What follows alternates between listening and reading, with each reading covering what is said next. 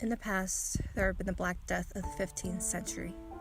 In the early 1900s, it was the Spanish flu. Each of these pandemics took hundreds of thousands of lives, and no one was prepared for the effect it would have on the world. And now, the biggest pandemic has risen into the 21st century. COVID-19, also known as the coronavirus. A modern-day outbreak that has already taken more than 60,000 lives worldwide, and now has over 1 million confirmed cases, and both numbers are exponentially growing. But this epidemic has taken more effect on others than just the death toll. All around the United States, including here in La Plata, schools and businesses have temporarily closed to prevent the spread of the virus. However, most have remained operational, restaurants only using their takeout services, and schools converting to online instruction. But some of the most life-changing adjustments made in our society is the self-imposed quarantine, taking place in many American and worldwide homes. My name is Sonya Falkenstein, and I will be your guide in exploring a personal account into a family's self-quarantine. Here I have Matt and Sonya Falkenstein, a local couple in the midst of their own self-quarantine. First of all, I want to thank you both for taking the time to give your say in this time of crisis. Thank you for having us. Thank you. Now, to get things started, tell me about your general thoughts over the COVID-19 epidemic. What were your initial thoughts or reactions when you first heard of it? I remember this was around mid-February for us, just after, I think the first case in the U.S. was announced around the third week in January. And about mid-February, I was just watching a newscast on what was going on in China, and it just occurred to me that could very well happen here. And I started getting nervous and have anxiety about what's possible that could happen here as well. So I remember seeing it on the news in Wuhan and the talks of getting Americans out. And my initial reaction was maybe Americans there should just shelter in place there. I was concerned that if the city of Wuhan and the province of Hubei was trying to prepare people for a potential lockdown, they postponed the lockdown to several days after they made the announcement. And to me it was like the doors are going to close, the gates are going to shut, and all the rats are going to get out of the ship before it sinks, essentially. Not that it was, sinking, but it was the whole feeling of people with COVID-19 are going to leave Hubei province.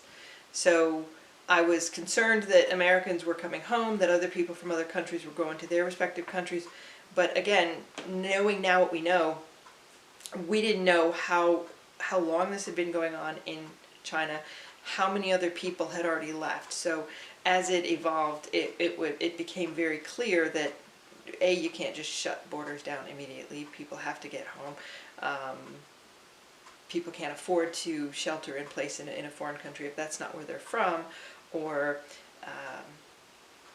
you just can't shut the world down like that. But as we've learned more, shutting things down in a local area does help spread the disease. Hmm. Do you think it will grow as big as it is now? Yes. Yeah, I think so.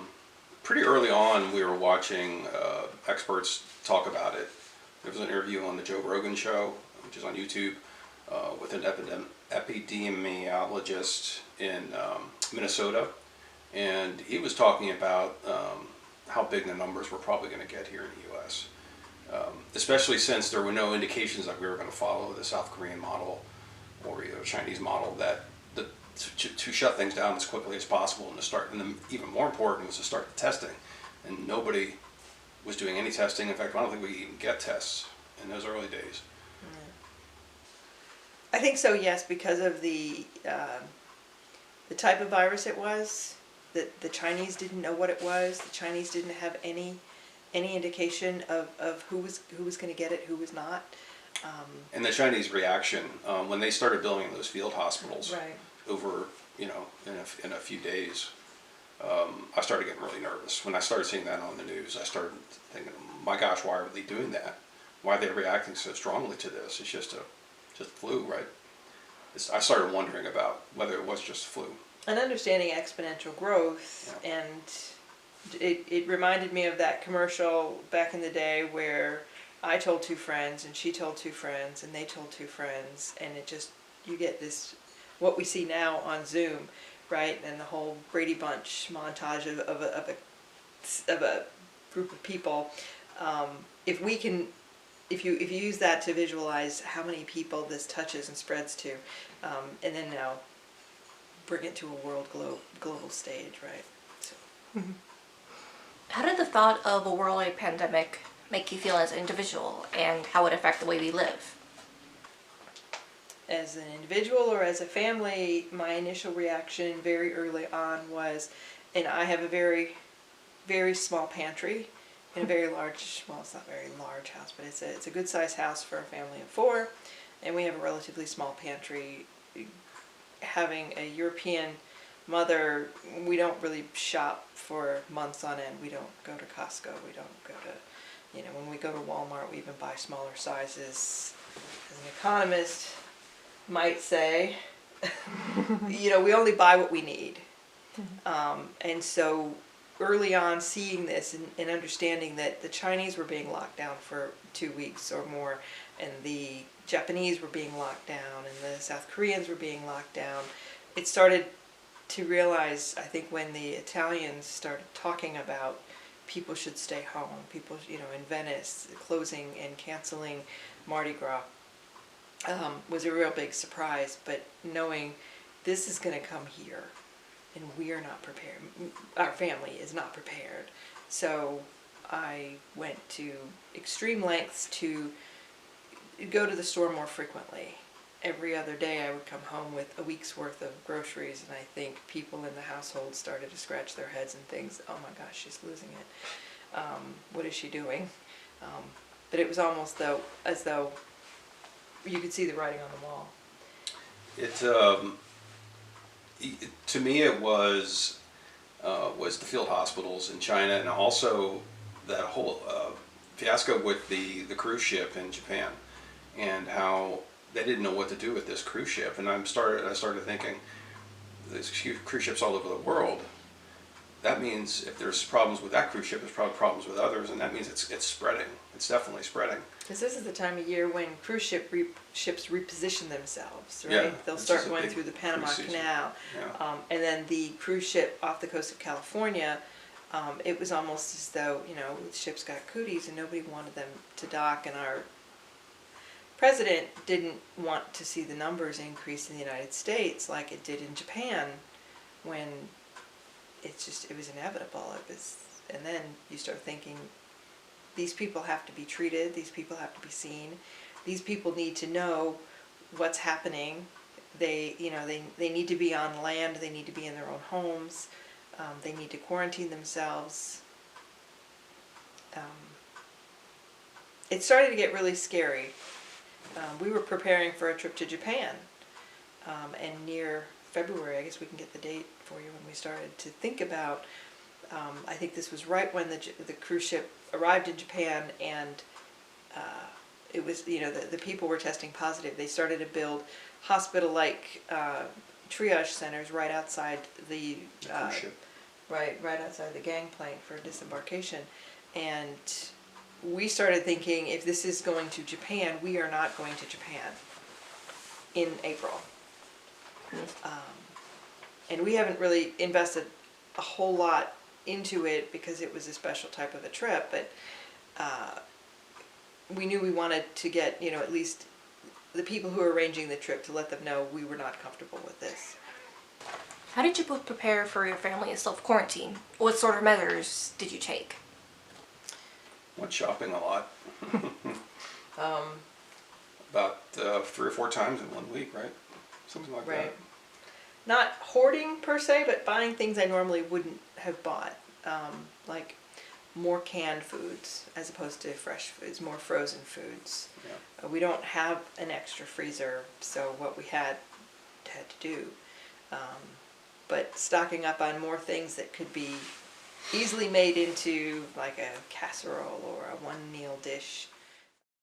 So before COVID-19 hit, this area here was our pantry.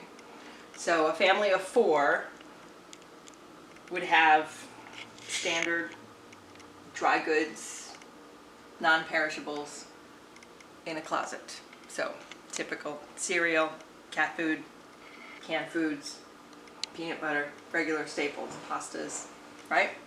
So this is not big, but we're not used to shopping on a very large scale yeah.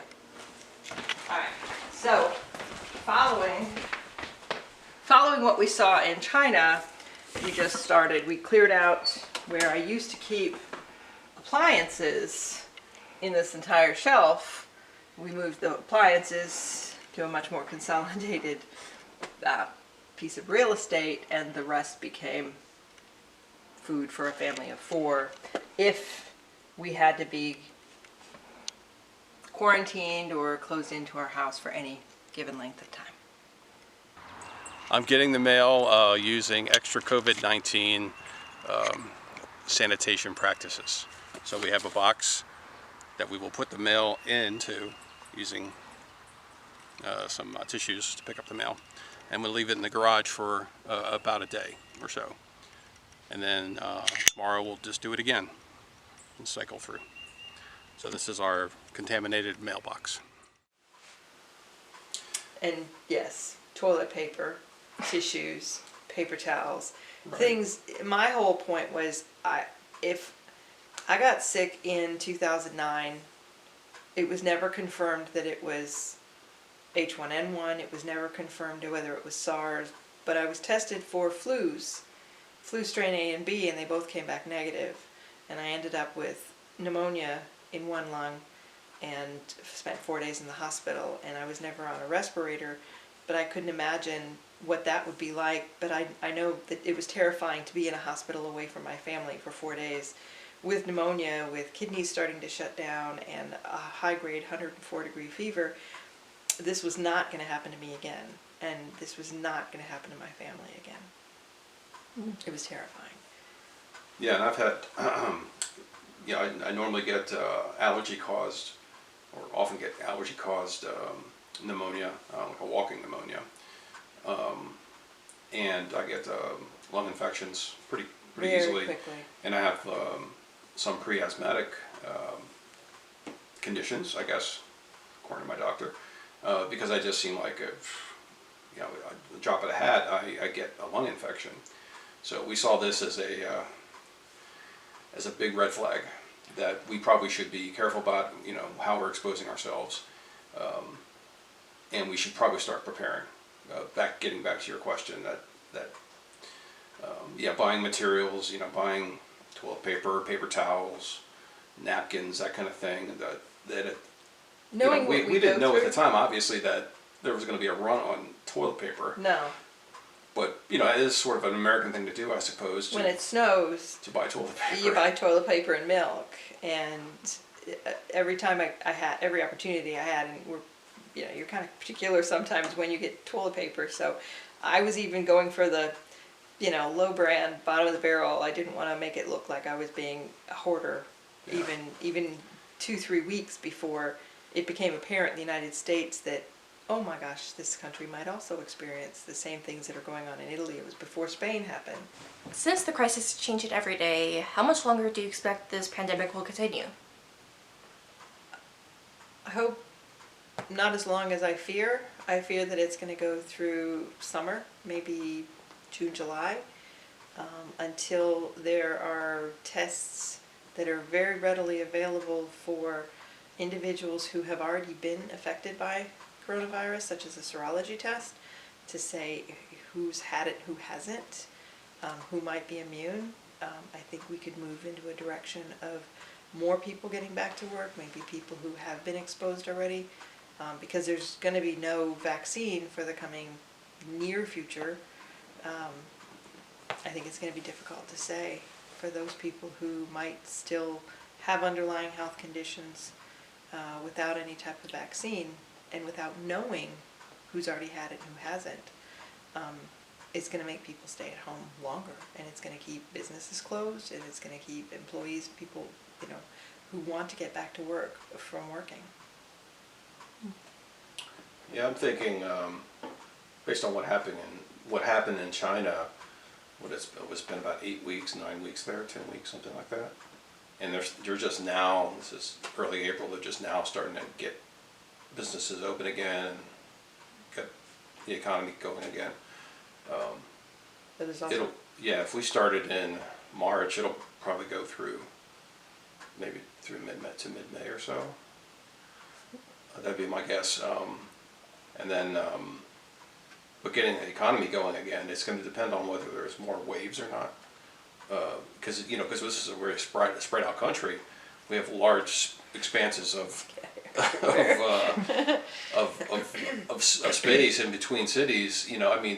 So you're going to get pockets. This pocket thing is going to continue for a while, and it may not finish in the Midwest until well into summer. Yeah, and I think, I don't know if this is true or not, but I think China's seeing resurgences in different areas where it's not being contained and it's coming back, so I don't know. I guess we are behind Europe, definitely, so if we see more things happening, in China and in Europe, we can probably expect the same sort of thing to be happening here. And they actually talked about that on the news about, their first goal was to flatten the curve, maybe lengthen the curve, but then are there going to be little pop-ups here and there afterwards that are going to be, either foreseeable or unforeseeable. And I guess how we treat this round, right? Yeah, depends on how long it because goes. there's so many states that are not having Still 8 states or something that do not have a shutdown measure, where a stay-at-home order, and we can't all stay at home. It's people who work for the supply chain have to keep goods moving. That toilet paper's got to get back on the shelves. Bread's got to get back on the shelves. Eggs have to get back in the supermarkets. So, we are very appreciative of those people out there doing their jobs, but when they're coming from, say, Midwestern states that do not have lockdown orders, there's national commerce of goods going back and forth, right? What else are they carrying? And what do you think it'll have on the world as a lasting effect? I think at least one airline, maybe more, will go down. Because they went from almost full capacity to probably 5% capacity now, so they're not getting any money in. They're not getting revenue in. When they come back, they're going to need to, they've got stockholders, right? Shareholders who want to see profits, and if that's what's important, then they're going to try to boost business. But then when business starts going, what are the prices going to be like, right? They can't have a fire sale if they've got no money to operate anyway. So I see maybe going back to when the air industry first started, where it was relatively expensive to fly. Yeah, I think prices are going to go up for transportation because it's going to become more exclusive again to some extent. I think at least for a few years, people are probably not going to want to get on a plane, or certainly not take long flights. So travel to Europe or to Asia is probably going to, at least for Americans, is probably going to nosedive for a while until people get comfortable again. We have to have a vaccine before people get comfortable again. That's going to be a must. A lot of restaurants and bars, little small mom and pop operations, are probably going to go on. They're not going to be able to come back. People who have sunk their life savings into a restaurant and are dipping into more of their savings just to keep their employees on the payroll, even though they're not open, they're not gaining any revenue, they're not going to be able to survive that type of a business model. And then when we do start going back out to restaurants and bars, I don't know if people are going to forget this easily, or they're going to remember this, and do I need to go out to the restaurant? Do we need to go out to eat this frequently? So, and I don't know what it's. Movie theaters, Restaurants, movie theaters, bars. Concerts, conventions. 2 conventions that I was scheduled to attend this year, this spring, were canceled, and frankly, my interest is no longer there for something like that because of the fear of the risk. So yeah, it'll be like the way the Depression affected people for decades after the Depression. This will probably affect us in a similar way. I'm not sure it's going to be a depression, but it'll definitely freak people out for a while. Truly will be a trying time. Yep. Well, this is the end of our interview. Thank you both so much for putting aside a time to voice your thoughts for this project. And let's hope we can get through this together. Thank you for having us. Thank you. As of now, the future of this pandemic is unknown, whether it will grow worse or resolve itself. Regardless, this is a matter to be taken seriously. Thank you all for watching, and remember, stay indoors, stay safe, and wash your hands.